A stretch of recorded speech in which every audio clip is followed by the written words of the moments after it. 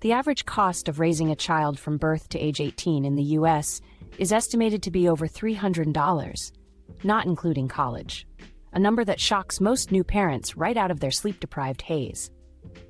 That staggering figure is just the beginning, because on top of the known expenses, countless new parents fall into predictable financial traps. Today, we're cutting through the emotional fluff to tackle the top financial mistakes newts make and how you can avoid them. Being a new parent is exhilarating, exhausting, and for many, financially terrifying. The influx of new responsibilities often pushes smart money habits to the back burner, leading to avoidable pitfalls. Let's get direct. Here are the biggest financial mistakes I see new parents make and exactly what you need to do about them. 1. Underestimating the true cost of parenthood. Most parents budget for diapers, formula, maybe a crib, but that $300,000 figure, it includes everything from housing, fooding, healthcare, transportation, and crucially, childcare. Childcare especially can be a massive blind spot, often averaging $1,000 to $2,000 per more in many regions. This isn't just a lump sum. It's a recurring, significant outflow that drastically changes your monthly budget. People forget things like increased utility bills because the house is warmer for the baby or the extra groceries as a child grows, unexpected medical copays, specialty items for allergies, larger car seats for bigger toddlers, the list goes on. The costs compound faster than you think. The fix: create a detailed, realistic budget before the baby arrives. Factor in the average childcare costs in your area, increased utilities, and a buffer for unexpected medical expenses. Speak to other parents in your area, not just nationally, to get real-world figures. Don't guess. Research. 2. Neglecting or draining emergency savings. Having a baby is the ultimate stress test for your finances, and it will expose any weaknesses in your emergency fund. Unexpected medical bills for you or the baby, a car breakdown, job loss for one parent, or a sudden need for more expensive childcare can obliterate savings.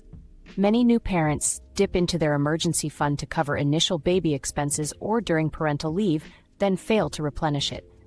This leaves them dangerously exposed. An emergency fund isn't nice to have when you have dependents. It's non-negotiable. The fix: prioritize building or rebuilding your emergency fund to cover at least 3 to 6 months of living expenses for your new family.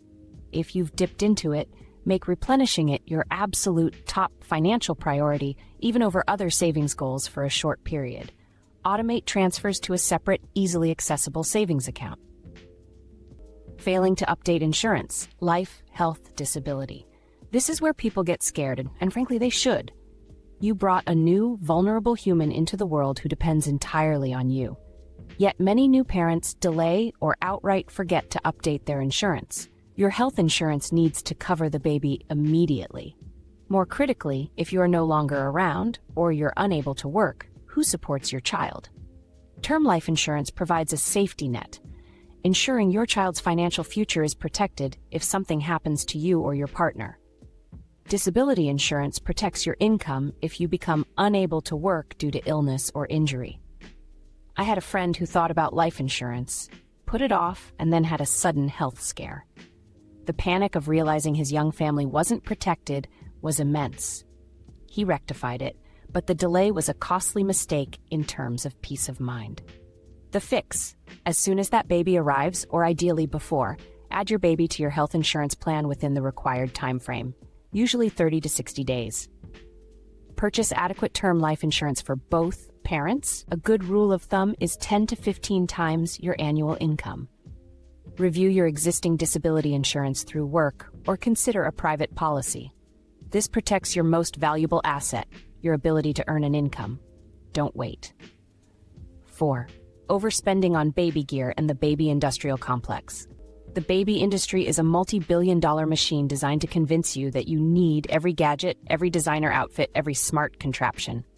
Newborns don't care if their onesie is organic, Italian cotton, or from a thrift store. They outgrow everything so fast it's dizzying. Parents often feel immense pressure to buy the best for their child, which often translates to most expensive. This leads to closets full of barely used items and depleted bank accounts.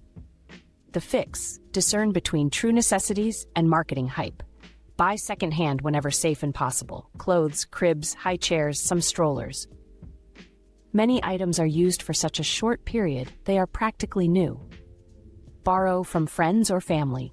Create a minimalist registry focused on practical, long-lasting items. Ask for gift cards for necessities like diapers or formula instead of more toys. Your baby doesn't need 20 stuffed animals. 5. Not adjusting the budget for lost income or reduced hours. Many families experience a temporary or permanent reduction in income after a baby arrives. This could be due to unpaid or partially paid parental leave, one parent choosing to reduce hours, or one parent leaving the workforce entirely. People often fail to factor this into their long-term budget, operating under the assumption that income will return to normal quickly, or they don't adequately prepare for the significant drop. This can quickly lead to debt accumulation as fixed expenses remain, but income dwindles. The fix: pre-baby planning. Before the baby is born, simulate what your finances would look like with one or both incomes reduced during parental leave. Live on that new budget for a few months if possible, and save the difference. Post-baby reality. If one parent is staying home or reducing hours long-term, create a sustainable budget based on that lower income. This might mean making difficult cuts elsewhere, but it's essential for long-term stability. 6. Delaying or neglecting retirement savings. This is a classic. Parents, out of love and a desire to provide, often sacrifice their own retirement savings for perceived immediate needs or future college funds for their children. The thought process is, "I'll catch up later." But compound interest doesn't care about your good intentions. Every year you delay contributing to your retirement, you lose out on decades of growth. Your children can take out loans for college. You cannot take out a loan for retirement. Your financial stability in old age is ultimately a gift to your children, as they won't have to support you. The fix: even if it's a smaller amount, continue contributing to your 401k, IRA, or other retirement accounts. Aim to at least get the employer match if offered. If you must reduce contributions temporarily, have a clear plan and timeline to increase them again as soon as your financial situation allows. Your 65-year-old self and your children will thank you. 7. Ignoring estate planning. Nobody wants to think about their own mortality, especially when holding a tiny, innocent life. But as a parent, estate planning shifts from being merely responsible to being an absolute moral imperative.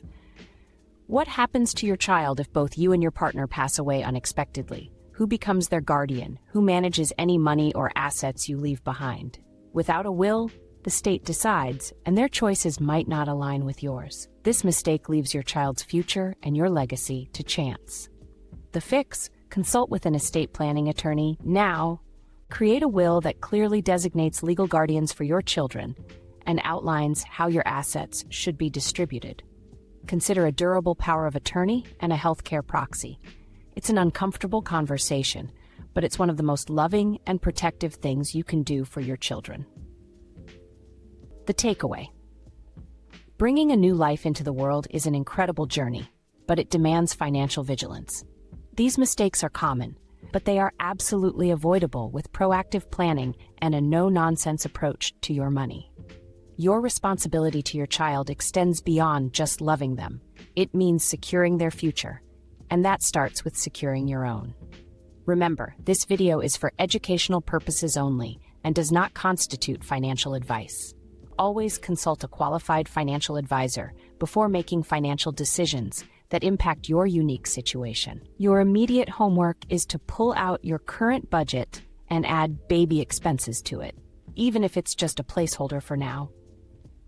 Then, schedule a 30-minute chat with your partner about your updated insurance needs. Don't put it off.